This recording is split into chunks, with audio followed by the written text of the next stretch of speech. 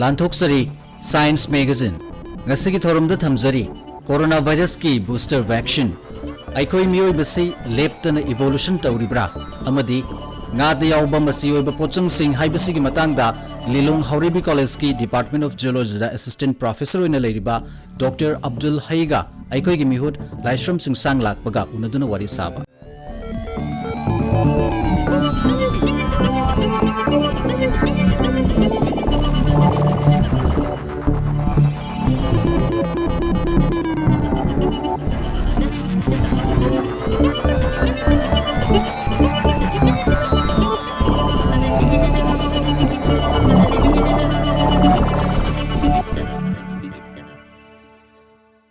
Coronavirus ki booster vaccine Hauzik Prithibi ki mafam sinba thungna leibak khudingma ki miyoi singna yamna wana mayuk nariba COVID-19 ki laisat asi chahi ani sujilakpaga iroinana tongan ba singda leiriba khang hairaba scientist singna vaccine makhal kaya ama puthoktuna Prithibi ki miyoi kaya ama ahanba amadi ani suba dose sing kapthoktuna laisat asidagi ngakthokpa ngamba immunity edu haksang kankhat handuna hanagi matawgum natrabasu tapna thabak thoram kaya ama pangthokpa ngamlakle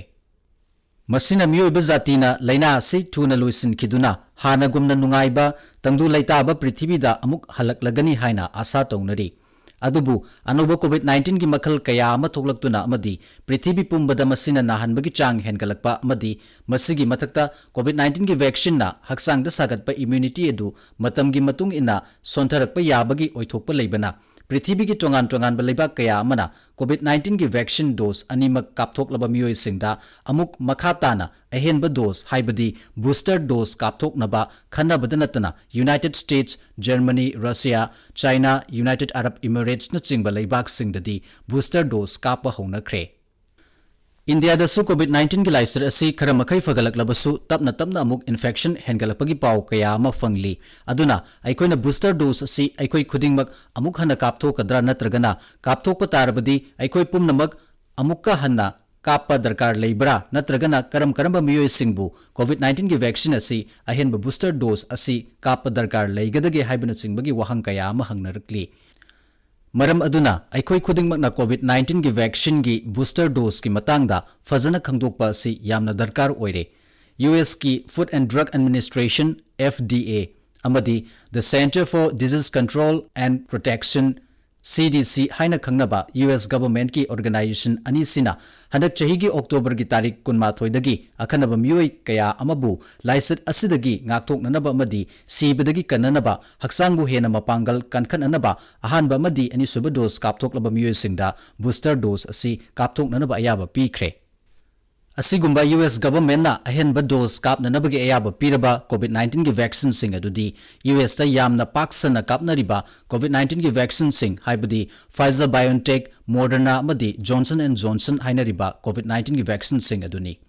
ahenba booster dose kapa yaba miyoi sing adu COVID-19 gi ahanba amadi anisuba vaccine gi dose tha taruki mamangda kapthoklaba miyoi oigadabani masigi mathakta atopa condition sing miyoi adu chahi yankhai natragana masigi mathakta leiba Haksel gi amadi society da thabak toba miyoi sing natraga chahi tara taruk natraga masigi mathakta leiba amadi haksang da anaba ama leibadagi COVID-19 na nahanba matamda henna kanna narakpa yabagi khudong thiba leiba miyoi sing natragana chahi tara taruk natraga masigi mathakta leiba miyoi sing amadi hairiba miyoi sing asi kanagumba HIV na nabata natana haksangi organ transplant tawraba natragana cancer amadi rheumatoid arthritis hairiba laina sing asigi laying sathariba miyoi sing laiminaba oirabadi hairiba COVID-19 gi vaccine gi booster dose asi kapthokpa yabagi ayaba piri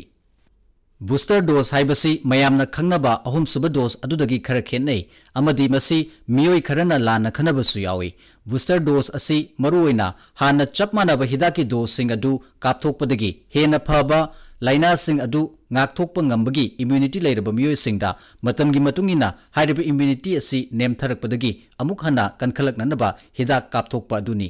aduna ahum suba dose haina launariba sina hanana immune sontaduna leiraba miyoi kanglup singda ahanba tangkaki hidak kaplabasu mahaki laina tina dagi ngakthoknanaba immunity adugi mapangal adu yauba ngamdabadagi hena mapangal kanba immunity ama sagatnanaba kapthokpa adu bulongnei Hauzik hauzik prithibhi ki mafam kaya da kapthok nariba COVID-19 ki vaccine sing asi COVID-19 ki laisat asidagi ngakthok pada amadi haksang ki immunity bu kankhat hanbada achoba mateng pangli adubu hairiba haksang bu laisat asidagi ngakthok pangamagi mapangal adu matam gi matungina sontharakpana amukka hanna mapangal kankhat anaba hairiba booster dose asi darkar leirakpani अदुबो हौजिक फावबदी government ना booster dose असि मियोई खुदिंगमक्ता कापथोकपा याबगी नत्रगा कापथोकनबगी खुदोंचाबा नत्रगा अयाबा अदुदि पीद्री मसिगी मरमदी कोविड-19 की vaccine सिंग असिना हौजिक फावबदी मियोई कया अमबु हारिबा corona की लाइसत असिदगी यामना कन्ना नाहनबा अमदी सिहनबदगी ngakthokpa ngamli मसिगी सुमथक्ता हारिबा बूस्टर डोज असि कापथोकलबा मतुंगदा हक्सांगदा कया यामना इम्यूनिटी असि हेनगतहनबगे अमदी हक्सांगदा अतोप्पा फत्तबा साइड इफेक्ट सिंगबा लैबा नत्रगना लैतबना सिंगबगी डेटा असि हौजिक फावबदी साइंटिस्ट सिंगदा फजना लैत्री अमदी लैरिबा खरा असिसु अखनबा अहलवरबा मियोई खरादा तौबा चांगयेंग अमदी थिजिनबगी डेटा ओइबना हौजिक फावबदी बूस्टर डोज असि अखनबा मियोई खरा खक्तदा कापथोकपा याबगी अयाबा अदु गवर्नमेंट ना पीरी हौजिक फावबदा यूएस गवर्नमेंट ना बूस्टर डोज अमखके अयाबा पीरबा कोविड-19 की वैक्सीन मखल सिंग अदुदी मॉडर्ना जॉनसन अमदी फाइजर बायोटेक कोविड-19 वैक्सीन सिंग असिनी इंडिया ददी हौजिक फावबदी मयामना कापनरिबा वैक्सीन मखल सिंग हाइबदी कोविशील्ड अमदी कोवैक्सीन की बूस्टर नत्रगना अहुमसुबा डोज कापननबगे अयाबा अदु गवर्नमेंट ना पीद्री अखंग अहिसिंगना फोंदोरकपगी मतुंगिना मसिंग यामलबा मी यामदा लैबा इंडिया गुंबा लैबाक सिंगददी हौजिक हौजिक लैरिबा फिबम सिददी अहानबा अमदी अनिसुबा डोज मी खुदिंगमकपु फजना कापथोकपा हेना दरकार लैबना अमदी हौजिक कापथोकलिबा हिदाक मखल सिंग असिना हक्सांगी इम्यूनिटी बु फजना कनखत हलिबना हौजिकी ओइनदी इंडिया की मियोय सिंगदा बूस्टर डोज कापगी मथौ ताद्री तौइगमसुंग मसागी हाना अनाबा लेजबा मियोय सिंगदी फिबम अमदी मतमगी मतुंगिना बूस्टर डोज कापननबगी नत्रगना कापथोकपगी अयाबा पीननबगी दरकार लैबा अदु अखंग अहिसिंगना फोंदोकली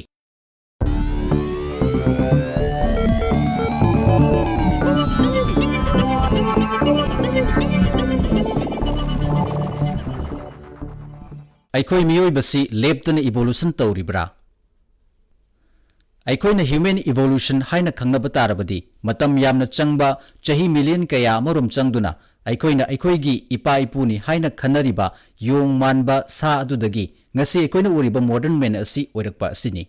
हाइरिबा योंगा मसक मानबा सा सिंग अदुदगी ऐखोइ तपना तपना हक्सांगी टोंगानबा सरुकसिंगदा अहोंगबा लाक्तुना खुदम ओइना हाइरबदा चाही मिलियन मरीगी ममांगदा ऐखोइ खोंग अनीना लेप्तुना चटपा ngamlakpa कोक नोंखटपा ngamlakpa असina सिंगबा अहोंगबा कया अमा लाक्तुना ngasi ऐखोइना ओइरिबा फिबम असि ओइरकलिबनी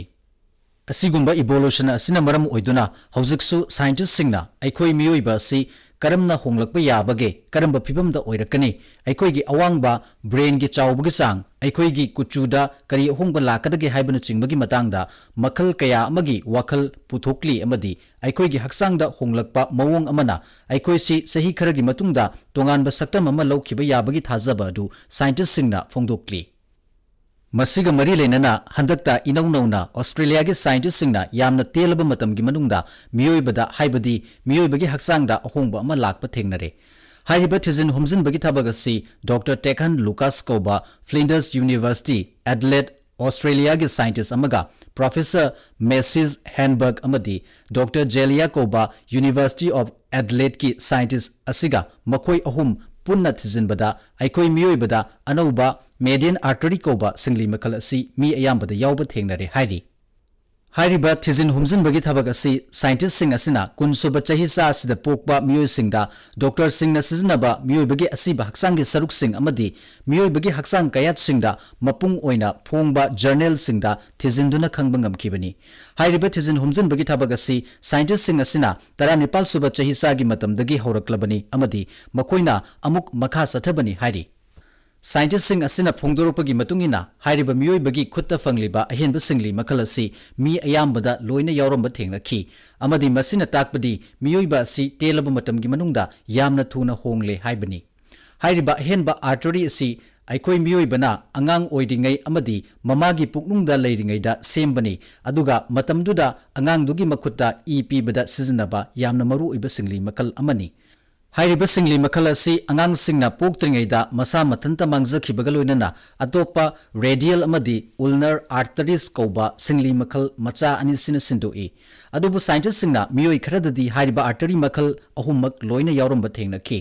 hairiba singli ahummak yaurambagi sang asi scientist singna thizinbada ingsok lising machanipal marifuda pokpa mioi singdana chada tara aduga kun suba chahi sada pokpa mioi singdana chada kun oi haiba khangba ngamkhi Asigumba miyoibagi haksangda honglakliba mawong asi haibadi evolution gi rate asi honglakliba matam asiga yengnarurabadi yamna yangba ahongbani haina scientist singna fongdorukli makatana scientist singna fongdoklakpada honglakliba sang asida yengba tarabadi ngasidagi hauraga chahi marifugi manungda pokpa miyoi khudingmak hairiba ahenba median artery asi soidana yauragani haina fongdokli Hairiba ahenba singli asi miyoibagi khutta yaurapada natana atopa ahongba kaya amasu miyoibada thengnare haina scientist sing asina fongdokli makoi sing adugi manungda angang singda wisdom tit hairiba ya makhal adu yaudana poklakpa miyoibagi face haibadi maithong asi tensilakpaga loinana aikhoi miyoibagi khadang asi piksilakpadagi ya horakpham jaga piksilakpana singba yauri Hairiba hongba sing asi aikhoi miyoibana mai sizinaba hirakpa amadi thong thaktuna amadi sem saduna chak ising chaba matamdagi honglakpani hairi masina taklibadi thong thaktuna chak ising chaba hirakpadagi aikhoi miyoibana aikhoina chariba chinjak sing asi yamna kanna saidrabasu yare haiba takpani amadi maduda sizinaba ya sing adu darkar leiraktre haibani asumna thizin humziliba scientist sing asina fongdorapagi matungina natural selection da ahongba kaya ama lakpadagi aikhoi miyoibada asigumba apikpa ahongba kaya asi matamgi matungina purakpani haiba sini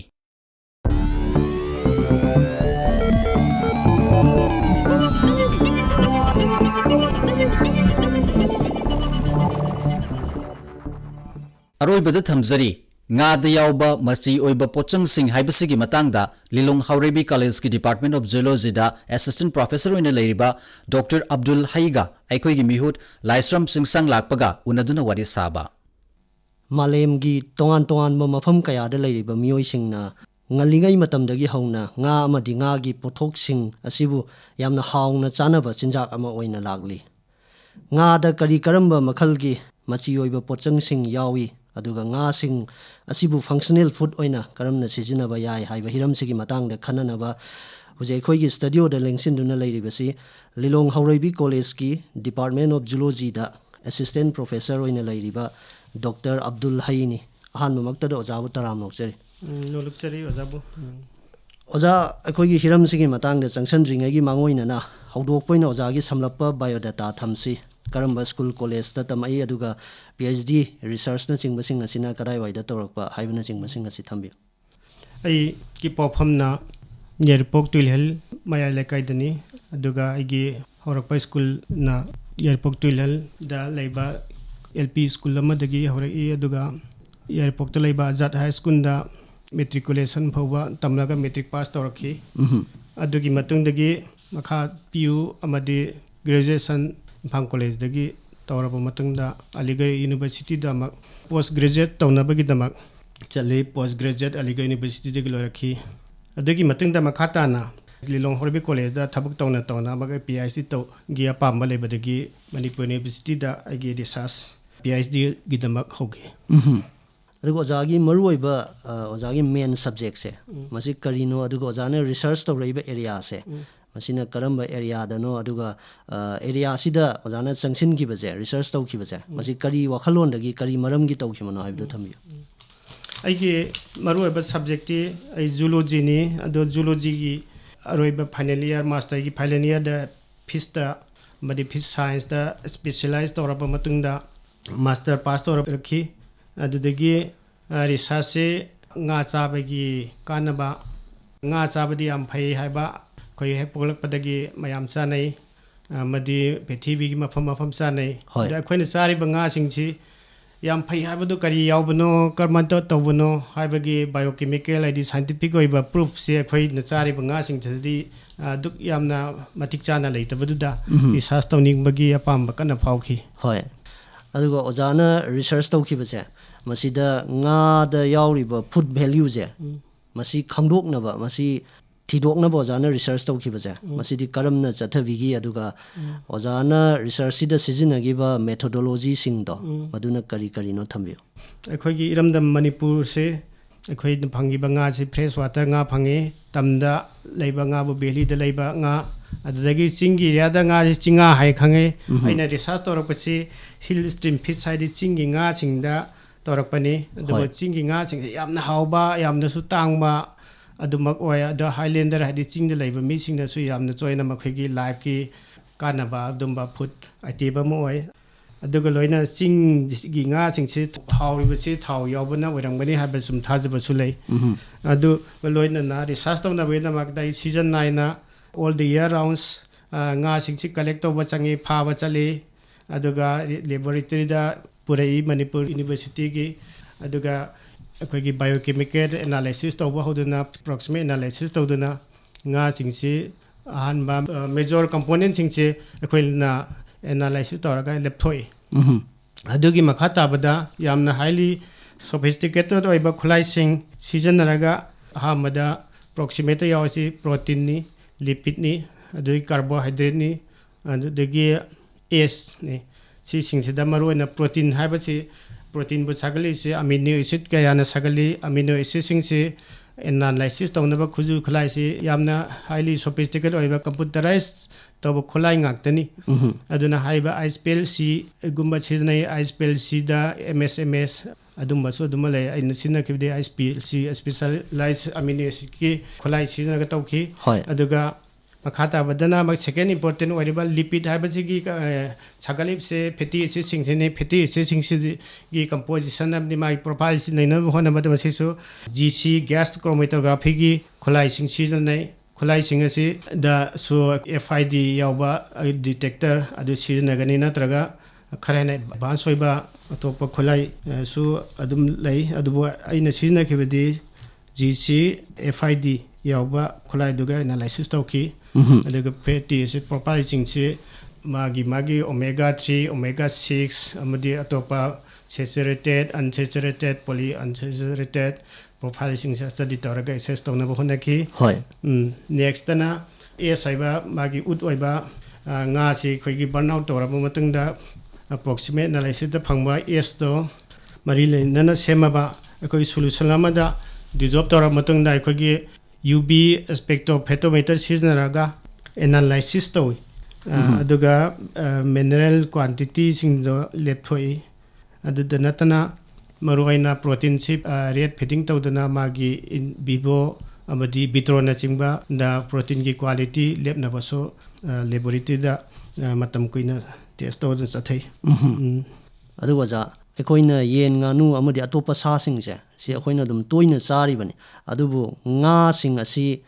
health ꯐꯨꯗꯅꯦꯅ ꯑꯩꯈꯣꯏꯅ ꯂꯧꯔꯤꯕꯁꯦ ꯃꯁꯤ ꯍꯥꯏꯕꯗꯤ ꯑꯩꯈꯣꯏ ꯃꯤꯑꯣꯏꯕꯒꯤ ꯍꯛꯁꯦꯜꯗ ꯌꯥꯝꯅ ꯀꯥꯟꯅꯔꯕ ꯆꯤꯟꯖꯥꯛ ꯑꯃ ꯑꯣꯏꯅ ꯉꯥꯁꯤꯡ ꯑꯁꯤꯕꯨ ꯑꯩꯈꯣꯏꯅ ꯂꯧꯔꯤꯕꯁꯦ ꯃꯁꯤ ꯀꯔꯤ ꯃꯔꯝꯒꯤꯅꯣ ꯉꯥꯗ ꯀꯔꯝꯕ ꯁ꯭ꯄꯦꯁꯦꯜ ꯀ꯭ꯋꯥꯂꯤꯇꯤꯁ ꯂꯩꯕꯒꯤꯅꯣ ꯍꯥꯏꯕꯗꯨ ꯊꯝꯕꯤꯌꯨ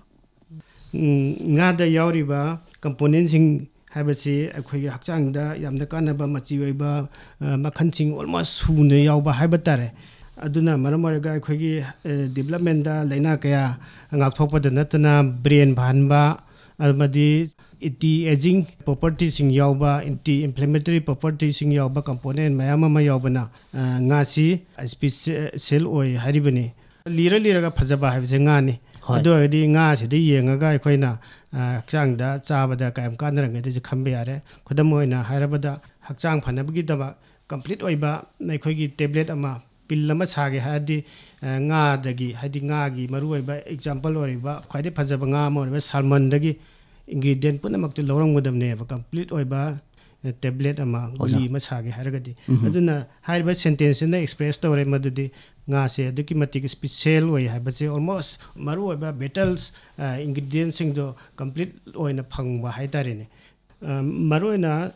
ꯑꯩꯈꯣꯏꯒꯤ ꯒ꯭रीक ꯐꯤꯂꯣꯁꯣꯐꯔ ꯑꯗꯤ ꯐꯤꯖꯤꯁꯤꯌꯥꯟ ꯍꯥꯏꯇꯥꯔꯦ ꯍꯤꯄꯣꯀ꯭ꯔꯦꯇꯤꯁꯅ 2500ꯀꯤ ꯃꯃꯥꯡꯗ ꯍꯥꯏꯕꯤꯔꯝꯃꯤ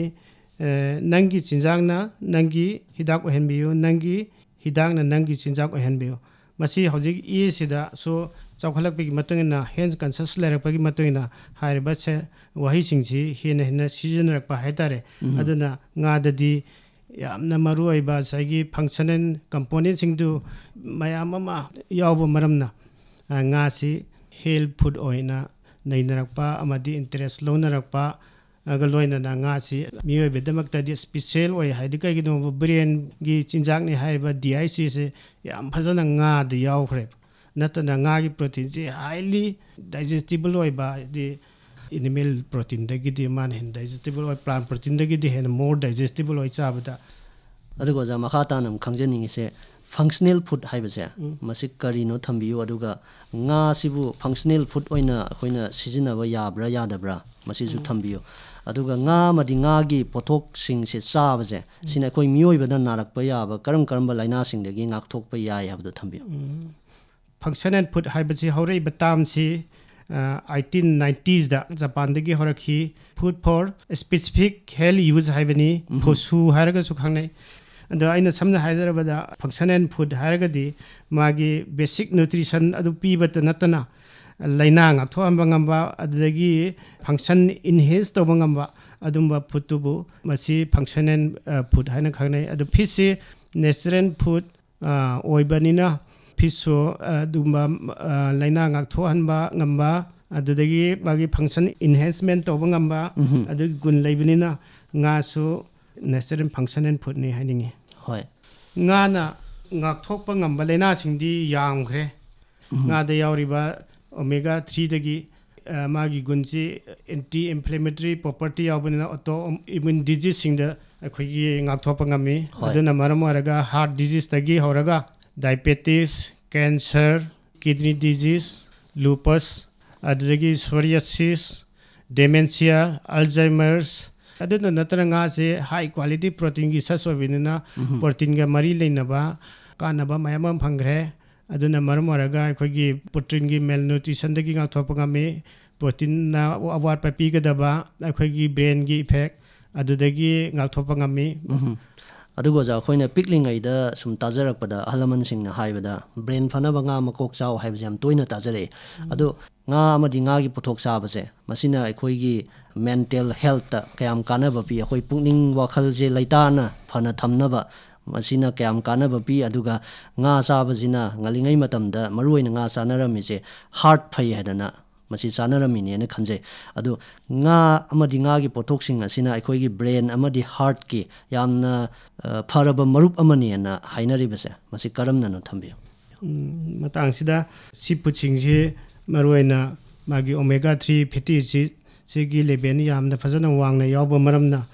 ꯉꯥꯗ ꯌꯥꯎꯔꯤꯕ ꯑꯣꯃꯦꯒꯥ 3 ꯐꯦꯇꯤ ꯑꯦꯁꯤꯗꯇ DIC ꯍꯥꯏꯔꯤꯕꯁꯤ DIC building block of brain cell ꯍꯥꯏꯕ ꯑꯗꯨꯃꯥꯏꯅ ꯈꯪꯅꯩ ꯍꯣꯜ ꯕ꯭ꯔꯦꯟꯒꯤ ꯀꯝꯄꯣꯖꯤꯁꯟ ꯗ꯭ꯔꯥꯏ ꯋꯦꯠꯇ 60%ꯁꯦ ꯂꯤꯄꯤꯠꯅꯤ ꯑꯗ ꯉꯥꯗ ꯌꯥꯎꯔꯤꯕ ꯍꯥꯏꯔꯤꯕ ꯑꯐꯕ ꯐꯦꯠꯁꯤꯡꯁꯤ ꯕ꯭ꯔꯦꯟꯒꯤ ꯀꯝꯄꯣꯖꯤꯁꯟꯗ ꯌꯥꯝꯅ ꯆꯪꯕ ꯃꯔꯝꯅ ꯕ꯭ꯔꯦꯟꯒꯤ ꯐꯪꯁꯟꯗ ꯕ꯭ꯔꯦꯟꯒꯤ ꯗꯦꯕꯂꯞꯃꯦꯟꯗ IQ ꯂꯦꯚꯦꯜ ꯋꯥꯡꯕꯗ ꯁꯤꯖꯤꯟꯅꯕꯗ ꯆꯪꯕ ꯃꯔꯝꯅ ꯉꯥꯁꯦ ꯕ꯭ꯔꯦꯟꯒꯤ ꯃꯔꯨꯞꯅꯤ ꯍꯥꯏꯕꯁꯤ ꯁꯥꯏꯟꯇꯤꯐꯤꯀꯦꯜꯂꯤ ꯄ꯭ꯔꯨꯞ ꯇꯧꯈ꯭ꯔꯦ ꯃꯇꯥꯡꯁꯤꯗ ꯉꯥꯒꯤ ꯃꯥꯟꯅꯕꯗ ꯎꯠꯅꯕ ꯑꯁꯤ RJ ꯑꯒꯃꯦꯟꯅ ꯉꯥꯒꯤ ꯃꯁꯟ ꯑꯃꯗꯤ ꯕ꯭ꯔꯦꯟꯒꯤ ꯃꯁꯟ ꯇꯤꯁꯨ ꯑꯅꯤꯁꯤ ꯀꯝꯄꯤꯌꯔ ꯇꯧꯔꯒ ꯑꯣꯜꯃꯣꯁ ꯀꯂꯔ ꯃꯥꯟꯅꯕꯗꯨ ꯐꯥꯎꯕ ꯄꯨꯊꯣꯛꯑꯒ ꯌꯦꯡꯕꯗ ꯉꯥꯁꯦ ꯍꯥꯏꯐꯦꯠꯂꯤ ꯃꯥꯟꯅꯩ ꯍꯥꯏꯕꯒꯤ ꯎꯠꯄꯒ ꯂꯣꯏꯅꯅ ꯔꯤꯁꯥꯔꯁ ꯇꯧꯕ ꯍꯧꯈꯤ ꯍꯥꯔꯠꯀꯤꯗꯤ ꯑꯍꯥꯟꯕ ꯉꯥꯗ ꯔꯤꯁꯥꯔꯁ ꯇꯧꯕꯁꯤ ꯍꯥꯔꯠ ꯑꯦꯇꯦꯛ ꯇꯧꯗꯕ ꯏꯁꯀꯤꯃꯣꯁꯤꯡ ꯖꯄꯥꯅꯤꯁꯁꯤꯡ ꯗꯆꯁꯤꯡ ꯃꯈꯣꯏꯒꯤ ꯄꯣꯄꯨꯂꯦꯁꯟꯗ ꯔꯤꯁꯥꯔꯁ ꯇꯧꯔꯕ ꯉꯥ ꯆꯥꯕꯒꯤ ꯀꯥꯡꯕꯨꯁꯦ ꯑꯗ ꯍꯥꯔꯠꯀꯤ ꯂꯥꯏꯅꯥꯗꯒꯤ ꯉꯥꯛꯊꯣꯛꯄ ꯉꯝꯕ ꯃꯔꯝꯅ ꯃꯁꯤ ꯍꯥꯔꯠꯀꯤꯁꯨ ꯑꯩꯈꯣꯏꯒꯤ ꯃꯔꯨꯞꯅꯤ ꯍꯥꯏꯔꯤꯕꯅꯤ ꯑꯗꯨꯒ ꯑꯣꯖꯥ ꯃꯤꯔꯣꯜꯂꯤꯕꯤ ꯅꯨꯄꯤ ꯆꯥꯕꯣꯛꯄꯤ ꯑꯗꯨꯒ ꯄꯤꯛꯂꯤꯕ ꯑꯉꯥꯡꯁꯤꯡꯁꯦ ꯁꯤꯒꯤ ꯃꯣꯏꯒꯤ ꯕ꯭ꯔꯦꯟ ꯗꯦꯕꯂꯞꯃꯦꯟꯒꯤꯗꯃꯛ ꯉꯥ ꯑꯃꯗꯤ ꯉꯥꯒꯤ ꯄꯣꯠꯊꯣꯛꯁꯤꯡ ꯑꯁꯦ ꯌꯥꯝꯅ ꯃꯔꯨ ꯑꯣꯏ ꯍꯥꯏꯔꯤꯕꯁꯦ ꯃꯁꯤ ꯀꯔꯝꯅꯅꯣ ꯊꯝꯕꯤꯌꯨ ꯉꯥ ꯑꯃꯗꯤ ꯉꯥꯒꯤ ꯄ꯭ꯔꯗꯛ ꯁꯝꯅ ꯍꯥꯏꯔꯕꯗ ꯐꯤꯁ ꯑꯣꯏꯜ ꯃꯔꯨ ꯑꯣꯏ ꯍꯥꯏꯔꯤꯕꯁꯤ ꯃꯔꯨꯑꯣꯏꯅ ꯑꯣꯃꯦꯒꯥ 3 DICA APA ARA ꯑꯔꯛꯀꯤꯗꯣꯅꯤꯛ ꯑꯦꯁꯤꯠ ꯍꯥꯏꯔꯤꯕꯁꯤꯡꯁꯤ ꯕ꯭ꯔꯦꯟ ꯁꯦꯜꯗ ꯌꯥꯝꯅ ꯃꯔꯨ ꯑꯣꯏꯅ ꯌꯥꯝꯅ ꯑꯦꯕꯟꯗꯦꯟꯂꯤ ꯌꯥꯎꯕ ꯃꯔꯝꯅ ꯕ꯭ꯔꯦꯟꯒꯤ ꯗꯦꯕꯂꯞꯃꯦꯟ ꯕ꯭ꯔꯦꯟꯒꯤ ꯐꯪꯁꯟꯗ ꯃꯈꯣꯏꯒꯤ ꯃꯊꯧꯁꯤ ꯌꯥꯝꯃꯤ ꯑꯗꯨꯅ ꯃꯔꯝ ꯑꯣꯏꯔꯒ ꯄ꯭ꯔꯦꯒꯅꯦꯟ ꯑꯃꯗꯤ ꯂꯦꯛꯇꯦꯇꯤꯡ ꯋꯨꯃꯦꯟ ꯁꯤꯡꯗ ꯃꯈꯣꯏꯒꯤ ꯃꯁꯥꯗ ꯕ꯭ꯂꯗ ꯁꯤꯔꯝꯗ ꯍꯥꯏꯔꯤꯕ ꯂꯦꯚꯦꯜꯁꯤꯡꯁꯤ ꯃꯇꯤꯛ ꯆꯥꯅ ꯌꯥꯎꯕ ꯗꯔꯀꯥꯔ ꯑꯣꯏ ꯑꯗꯨꯗꯒꯤ ꯑꯉꯥꯡꯁꯨ ꯃꯥꯒꯤ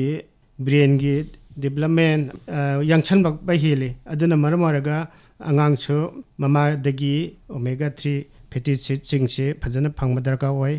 ꯑꯗꯩ ꯈꯤꯇꯪ ꯆꯍꯤ ꯍꯥꯏꯒꯠꯂꯛꯄ ꯆꯤꯜꯗ꯭ꯔꯦꯟ ꯍꯥꯏꯔꯒ ꯃꯈꯣꯏꯗꯁꯨ ꯕ꯭ꯔꯦꯟ ꯗꯦꯕꯂꯞꯃꯦꯟꯗ ꯍꯥꯏꯔꯤꯕ omega 3 DHA EPA ꯑꯁꯤꯅꯆꯤꯡꯕꯁꯤ ꯃꯔꯝ ꯆꯥꯅ ꯐꯪꯗ꯭ꯔꯒꯗꯤ ꯂꯣꯡ ꯇꯥꯔꯝꯗ ꯃꯈꯣꯏꯒꯤ ꯕ꯭ꯔꯦꯟꯒꯤ ꯏꯐꯦꯛꯇ IQ ꯂꯦꯚꯦꯜꯗ ꯑꯋꯥꯠꯄ ꯂꯩꯕ ꯃꯔꯝꯅ ꯉꯥꯒꯤ ꯄ꯭ꯔꯗꯛ ꯑꯁꯤ ꯌꯥꯝꯅ ꯃꯔꯨ ꯑꯣꯏ ꯍꯥꯏꯔꯤꯕꯅꯤ ꯑꯗꯨꯒ ꯑꯣꯖꯥ ꯑꯩꯈꯣꯏꯒꯤ ꯏꯔꯝꯗꯝ ꯃꯅꯤꯄꯨꯔꯗ ꯂꯩꯔꯤꯕ ꯇꯣꯉꯥꯟ ꯇꯣꯉꯥꯟꯕ ꯖꯥꯇꯤꯒꯤ ꯃꯤꯑꯣꯏꯁꯤꯡ ꯑꯁꯤꯁꯨ ꯉꯜꯂꯤꯉꯩ ꯃꯇꯝꯗꯒꯤ ꯍꯧꯅ ꯉꯥꯁꯤꯡꯁꯦ ꯑꯗꯨꯝ ꯆꯥꯗꯨꯅ ꯂꯥꯛꯂꯤ ꯑꯗꯨ ꯉꯥꯁꯦ ꯑꯩꯈꯣꯏꯅ ꯑꯇꯦꯛꯄ ꯉꯥ ꯑꯣꯏꯅꯁꯨ ꯆꯥꯅꯩ ꯑꯗꯨꯒ ꯗ꯭ꯔꯥꯏꯠ ꯐꯤꯁ ꯍꯥꯏꯕꯗꯤ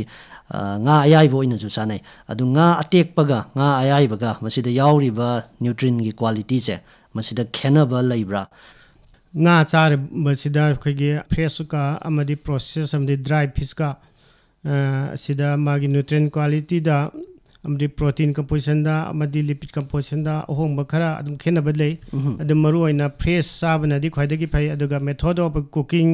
ꯑꯗꯩ ꯄ꯭ꯔꯤꯄꯦꯔꯦꯁꯟꯗ ꯑꯦꯐꯦꯛ ꯈꯔ ꯂꯩ ꯑꯗꯨꯅ ꯃꯔꯨꯑꯣꯏꯅ ꯑꯩꯈꯣꯏꯒꯤ ꯉꯥ ꯑꯀꯪꯕ ꯁꯤꯅ ꯄ꯭ꯔꯣꯇꯤꯟꯁꯤ ꯑꯩꯈꯣꯏꯒꯤ ꯃꯔꯨꯑꯣꯏꯕ ꯑꯦꯃꯤꯅꯣ ꯑꯦꯁꯤꯗꯁꯤꯡꯁꯤꯗ ꯉꯁꯥꯏꯒꯤ ꯍꯤꯠꯀꯤ ꯏꯐꯦꯛꯇꯒꯤ ꯗ꯭ꯔꯥꯏꯌꯤꯡ ꯄ꯭ꯔꯣꯁꯦꯁꯇꯒꯤ ꯍꯣꯡꯉꯛꯄ ꯈꯔ ꯂꯩ ꯑꯗꯨꯅ ꯐ꯭ꯔꯦꯁ ꯑꯣꯏꯕꯗꯨꯅ ꯀ꯭ꯋꯥꯂꯤꯇꯤ ꯈꯔ ꯍꯦꯜꯂꯤ ꯍꯣꯏ ꯑꯗꯨꯒ ꯂꯣꯏꯁꯤꯜꯂꯛꯄꯁꯤꯗ ꯑꯣꯖꯥꯗ ꯑꯩ ꯈꯪꯖꯅꯤꯡꯉꯤꯁꯦ ꯑꯣꯖꯥꯅ ꯀꯨꯏꯅ ꯔꯤꯁꯔꯁ ꯇꯧꯔꯛꯄꯁꯦ ꯃꯁꯤꯒꯤ ꯑꯥꯎꯠꯀꯝꯁꯦ ꯀꯔꯤꯅꯣ ꯍꯥꯏꯕꯗꯤ ꯑꯣꯖꯥꯒꯤ ꯔꯤꯁꯔꯁ ꯐꯥꯏꯟꯗꯤꯡꯁꯦ ꯃꯁꯤ ꯀꯔꯤꯅꯣ ꯊꯝꯕꯤꯌꯨ ꯑꯗꯨꯒ ꯑꯣꯖꯥꯒꯤ ꯔꯤꯁꯔꯁꯁꯤꯒ ꯃꯔꯤ ꯂꯩꯅꯅ ꯇꯧꯕꯤꯈꯤꯕ ꯄꯕ꯭ꯂꯤꯀꯦꯁꯟꯁꯤꯡ ꯑꯗꯨꯒ ꯅꯦꯁꯅꯦꯜ ꯑꯃꯗꯤ ꯏꯟꯇꯔꯅꯦꯁꯅꯦꯜ ꯔꯤꯀꯣꯛꯅꯤꯁꯟ ꯀꯔꯤ ꯐꯪꯕꯤꯈ꯭ꯔꯦ ꯑꯦꯋꯥꯔꯗꯁꯅꯆꯤꯡꯕꯗꯤ ꯀꯔꯤ ꯐꯪꯕꯤꯈ꯭ꯔꯦ ꯑꯗꯨꯒ ꯑꯣꯚꯔꯑꯣꯜ ꯏꯝꯄꯦꯛꯁꯦ ꯀꯔꯤꯅꯣ ꯊꯝꯕꯤꯌꯨ ꯑꯩꯒꯤ ꯔꯤꯁꯥꯔꯁ ꯄꯦꯄꯔ ꯑꯍꯥꯟꯕ ꯍꯦꯛ ꯐꯣꯡꯕ ꯃꯇꯝꯗ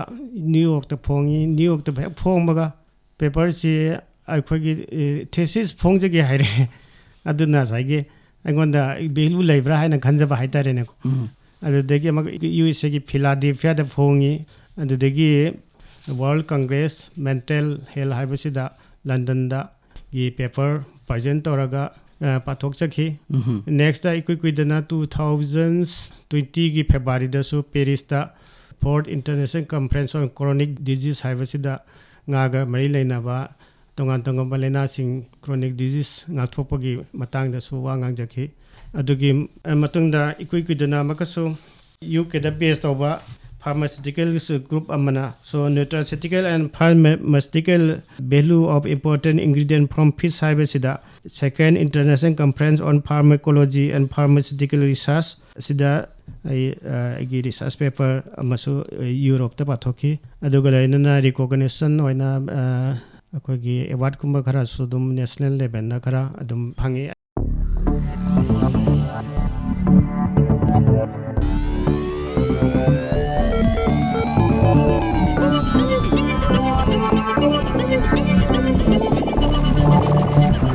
ngada yaoba mee-oibasi potchangsing haibasigi matangda Lilong Haoreibi College ki Department of Zoology da assistant professor oina leiriba Dr. Abdul Hei ga Eikhoi gi mihut Laishram Chingsanglakpa ga unaduna wari saba si tahanjakhibaga loinana ngasigi oinadi Science magazine lanthok-saba matang asida loizare matang leibak pokpa numit ki pungpham asimaktada amuk fangbigani Science magazine